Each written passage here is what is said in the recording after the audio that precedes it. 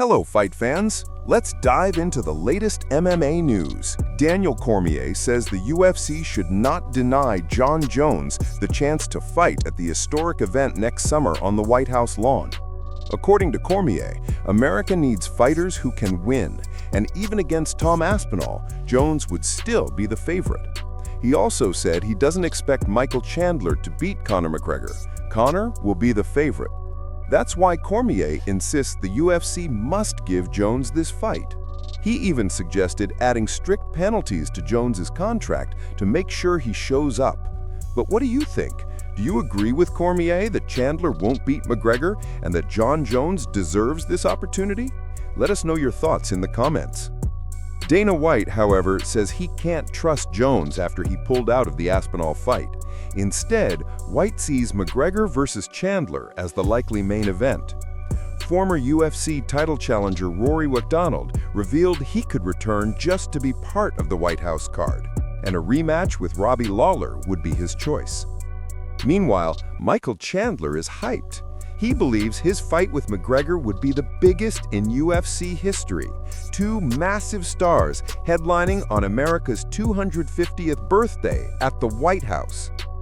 TMZ Sports released video showing the moments after Raja Jackson, son of Quinton "Rampage" Jackson, was arrested on a felony battery charge with serious bodily injury. Raja was clearly unhappy being in handcuffs.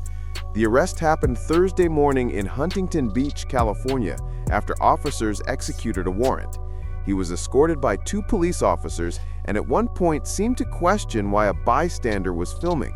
Raja was later transported about 50 miles north and booked in a Pacoima jail.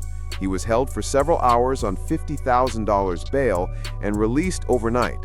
This incident stems from a violent confrontation Raja had with wrestler Psycho Stu at a Knox Pro Wrestling event in Los Angeles on August 23rd. During the fight, Raja slammed Stu to the mat and continued punching him while he was unconscious. Stu spent several days in the hospital, but is now recovering at home. Quinton "Rampage" Jackson condemned his son's actions, saying the 25-year-old should spend some time in jail. Fuck all that. Raja, I think that he should do a little time, do a little community service, and go to anger management class, see some therapy. But you know, that goes, like some people said it was attempted murder and things like that. That's not a little time.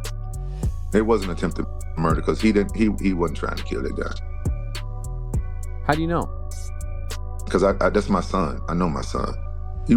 Roger wasn't trying to kill nobody. He wasn't trying to kill that. He wasn't trying to kill that guy.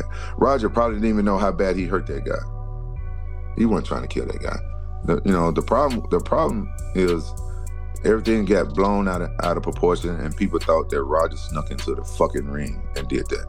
That's what the problem is. Like, at this point, Roger was in the act as a pro wrestler, but he ain't no fucking pro wrestler. The promoters had no reason putting my son in that fucking ring. But it was no attempted fucking murder. Charles Oliveira blasted fighters who said they'd replace Rafael Fiziev, but then backed out when the UFC actually called. Oliveira says they're just chasing clout and called it shameful. And finally, UFC analyst Din Thomas shocked fans by suggesting the UFC should trade Magomed Ankalaev for PFL's rising star Dakota Ditcheva. But first, Ankalaev will defend his light heavyweight title against Alex Pereira in just 2 weeks at UFC 320. Big drama in MMA, and this is only the beginning.